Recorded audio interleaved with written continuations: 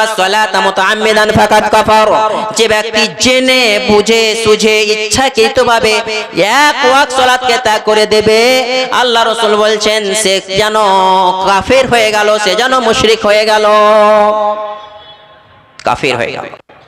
তো কি বলছিলাম, কাল কিয়ামতের মাঠে ওই জাহান্নামীরা জাহান্নামে প্রবেশ করবে, তখন জান্নাতীরা বলবে কেন হে তোমরা কেন জাহান্নামে আসতো?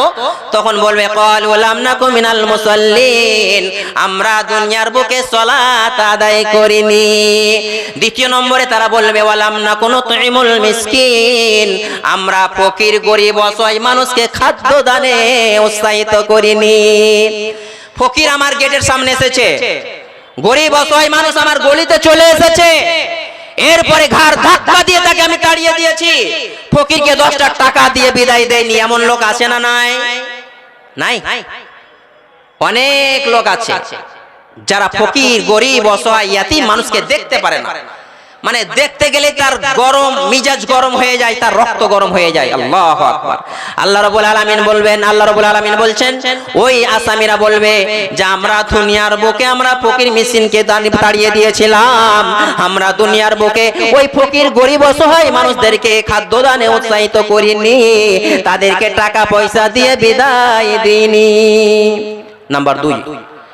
নাম্বার 3, তারা বলবে وَكُنَّا نَخُوضُ مَعَ الْخَائِضِينَ, আমরা তর্ককারীদের সঙ্গে তর্কে লেগেছিলাম, চায়ের দোকানে বসে বসে আড্ডা দিয়েছিলাম, দোকানে বসে বসে আড্ডা পিটেছিলাম এবং তর্ককারীদের সঙ্গে আমরা তর্কে লেগেছিলাম। নামাজের সময় হয়ে গেছে, আল্লাহু আকবার আল্লাহু আকবার, আজান হয়ে গেল, এরপরও আজানের জবাব দিলাম না, আজানের জবাব তো দূরের কথা নামাজে শরীক হলাম না। তাহলে আপনি বলুন, যেই সমস্ত মানুষেরা গল্পতে লেগে গেল, গল্পতে গল্প করতেই থাকলো, চায়ের দোকানে আড্ডা পিটতেই থাকলো, তারা ওই কথাই বলবে যে আমরা তর্ককারীদের সঙ্গে তর্ক করেছিলাম, এই জন্য জাহান্নামে। নাম্বার 4 কি বলছেন? আল্লাহ রাব্বুল আলামিন বলছেন ওয়াকুন্না নুকাদ্দিবু বিয়াউমিদ্দিন, আমরা কিয়ামতের দিনকে অবিশ্বাস করেছিলাম, আমরা কিয়ামতের দিনকে আমরা মানিনি। কিয়ামতের দিনকে তারা অবিশ্বাস করেছিল, কিয়ামতের দিনকে তারা মানেনি, যার কারণে আজকে তারা জাহান্নামে। আল্লাহু আকবার।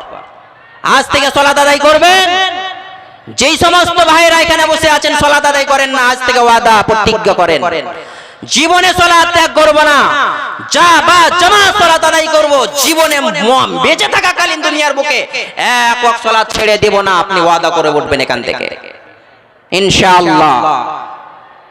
ব্রাদার ইসলাম, আল্লাহ রাব্বুল আলামিন সূরা মুলকের মধ্যে বলছেন, আবার কি বলছেন? জাহান্নামীদের সম্পর্কে বলা হচ্ছে কুল্লামা উলকিয়া ফিহা ফাউজুন সালাহুম খাজানাতুহা আলাম ইয়াতিকুম নাদির, জাহান্নাম যেন ক্রোধে ফেটে পড়বে, জাহান্নাম যেন হুম হুম করে আওয়াজ করবে মানুষকে খাওয়ার জন্য।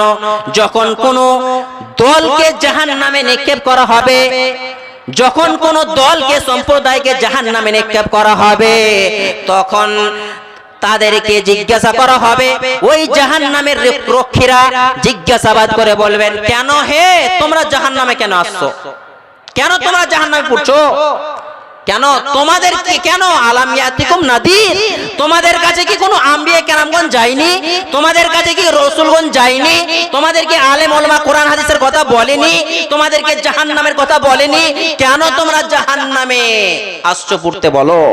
ওই জাহান্নামের রক্ষীরা জিজ্ঞাসা করবেন, আলাম ইয়াতিকুম নাদির, তোমাদের কাছে কি ভয় দেখানোওয়ালা কেউ যায়নি? তখন তারা কি উত্তর দেবে?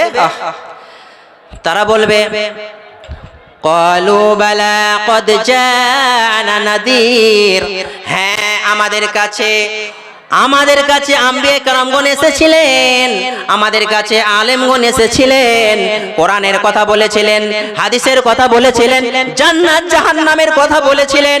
ফাকাদ্দাবনা, জলসায় গিয়েছিলাম, আলেমের কথা শুনেছিলাম, তাদের কথাগুলোকে শুনেছি বটে, কিন্তু ফাকাদ্দাবনা, তাদের কথাগুলোকে আমরা মিথ্যা রূপ মনে করেছিলাম, তাদের কথাগুলোকে আমরা কোনো মান্যতা দেইনি।